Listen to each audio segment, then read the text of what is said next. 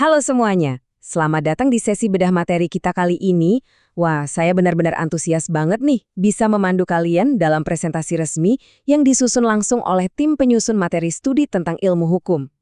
Hari ini kita bakal membedah salah satu fondasi yang paling esensial dan pastinya menarik banget buat kalian para pembelajar hukum. Kita akan fokus ke komponen elemen terhubungan hukum, spesifiknya pada isu teoretis tentang penyalahgunaan hak atau yang di literatur sering banget disebut sebagai misbruik van Recht. Siap? Mari kita mulai. Oke, biar terstruktur, ini dia rencana pembelajaran semester atau RPS kita untuk Deep Dive Akademik hari ini. Pertama, kita ada pengantar hak dan hukum. Kedua, masuk ke konsep penyalahgunaan hak. Ketiga, kita akan lihat doktrin dan pendapat para ahli hukum. Keempat, kita bahas perbuatan melawan hukum. Kelima, tentu saja referensi dan daftar pustaka. Dan terakhir, ditutup dengan refleksi dan pertanyaan kritis. Nah, kita langsung masuk aja ke bagian pertama, pengantar hak dan hukum. Ini fondasinya ya. Jadi, sebelum kita bisa paham apa itu penyalahgunaan sebuah hak, kita wajib banget paham dulu fondasi awalnya. Bahasa Belanda itu mendefinisikan dan memisahkan dua konsep dasar ini dengan sangat presisi loh.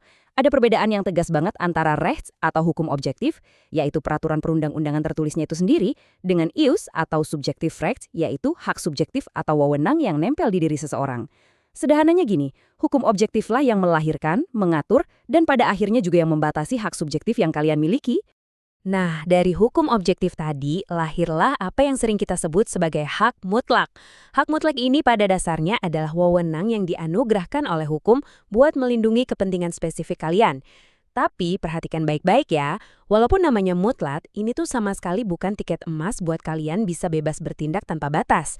Nggak gitu konsepnya. Setiap hak mutlak itu selalu berjalan beriringan dan harus diseimbangkan dengan kewajiban-kewajiban sosial kita di tengah masyarakat. Lanjut ke bagian kedua. Konsep penyalahgunaan hak atau misbruik van Recht. Di sini mulai seru nih. Disinilah dinamika dan ketegangan dalam sebuah hukum itu benar-benar dimulai. Poin krusialnya tuh gini.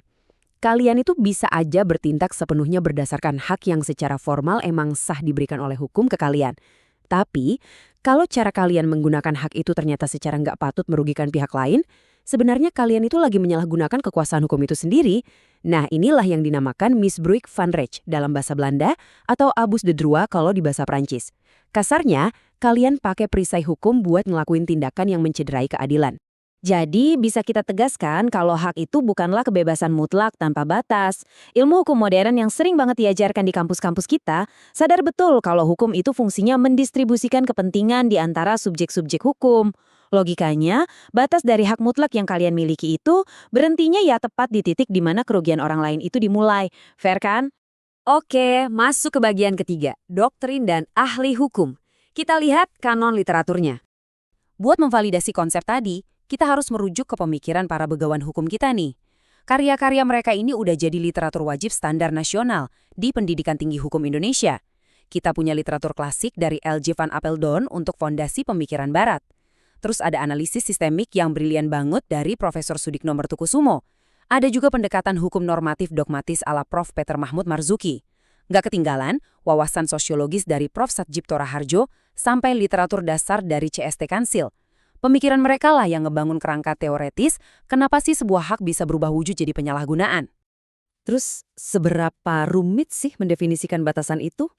Nah, kutipan dari L.J. van Apeldoorn ini nangkep banget esensi kebuntuan teoritisnya. Kenapa susah banget nentuin titik pasti di mana hak berubah jadi penyalahgunaan? Ya karena hukum itu luas banget, multisegi, dan ngatur ribuan interaksi manusia yang beda-beda. Intinya, nggak ada satu rumus kaku yang bisa muasin semua bentuk keadilan di setiap situasi. Tapi jangan khawatir, Prof. Satjipto Raharjo ngasih kita semacam jembatan analisis yang luar biasa nih. Beliau menekankan kalau asas hukum itu adalah jiwa dari peraturan. Beliau merumuskan bahwa asas moral abstrak, yakni kalau kalian berbuat dursila dan merugikan orang lain, ya kalian harus ganti rugi. Itu pada akhirnya harus ditransformasikan jadi aturan hukum positif yang mengikat. Inilah yang bawa kita ke implementasi praktisnya. Bagian keempat nih, perbuatan melawan hukum atau onrecht mategedaad. Di tahap ini, teori abstrak tentang penyalahgunaan hak tadi akhirnya turun ke bumi dan ketemu sama bentuk jurisprudensinya di hukum kita. Coba perhatikan rumusan monumental dari pasal 1365 KUH Perdata atau BW ini. Dikatakan, tiap perbuatan melanggar hukum yang bawa kerugian buat orang lain mewajibkan pihak yang bikin rugi itu buat mengganti kerugiannya. Pasal ini tuh beneran berdiri sebagai jaring pengaman pamungkas di masyarakat. Kalau sampai terjadi misbruik fund rage, penyelesaian pertanggungjawaban hukumnya ya lewat pintu sakti pasal 1365 ini. Yang bikin tambah menarik, sejarah panjang hukum kita itu udah memperluas makna dari kata melawan hukum. Dulu tuh, ini murni cuma diartikan melanggar undang-undang tertulis aja. Tapi, seiring berkembangnya nilai keadilan masyarakat, perbuatan melawan hukum sekarang spektrumnya luas banget. Bisa karena bertentangan dengan kewajiban hukum pelaku, melanggar kesusilaan, atau bahkan melanggar kepatuhan dalam masyarakat. Makanya, pakai hak tapi bikin rugi orang lain, otomatis udah melanggar asas kepatutan ini. Coba kita rangkai semua teorinya secara kronologis ya, biar makin kebayang. Tahap pertama, ada subjek hukum yang punya hak sah atau subjektif reh. Tahap kedua, dia pakai haknya tapi berlebihan dan merugikan orang lain. Nah, ini dia misbruik van rehnya. Tahap ketiga, hakim atau sistem hukum mengklasifikasikan tindakan ini sebagai perbuatan melawan hukum pakai pasal 1365 tadi. Terakhir, puncaknya di tahap keempat muncul deh kewajiban perdata baru, yaitu pelakunya wajib ngasih ganti rugi. Rangkaian sistemik yang benar-benar elegan kan? Kita masuk ke bagian kelima, referensi dan daftar pustaka. Waktunya validasi akademik. Sebagai kajian akademik yang serius, kita jelas harus memvalidasi argumen kita. Nah, ini dia bukti otentik halaman daftar pustaka dari literatur pengantar ilmu hukum yang kita pakai. Ini buat memastikan ya, kalau semua teori, pasal, dan doktrin penyalahgunaan hak yang baru aja kita obrolin itu, semuanya berakar kuat pada tradisi literatur akademik nasional yang kredibel dan teruji. Nggak asal ngomong kita di sini. Kami juga udah bikinin semacam peta literatur nih buat ngebantu navigasi belajar kalian. Kalau kalian mau nelusurin sejarah pemikiran barat, gas baca bukunya Van Apeldoorn. Kalau butuh penjelasan gimana sistem penemuan hukum bekerja, karyanya Prof. Sudikno Mertokusumo itu andalan banget. Buat kalian yang suka perspektif sosiologis dan progresif, buku-bukunya Prof. Satjipto Raharjo wajib dibaca. Dan buat pondasi dasar yang gampang dipahami, rujukan dari Kansil udah sangat memadai. Oke, sebelum kita masuk ke penghujung acara, ada pernyataan akademik penting nih. Uraian materi yang baru kita bahas ini disusun secara khusus sebagai bahan pengajaran online yang resmi.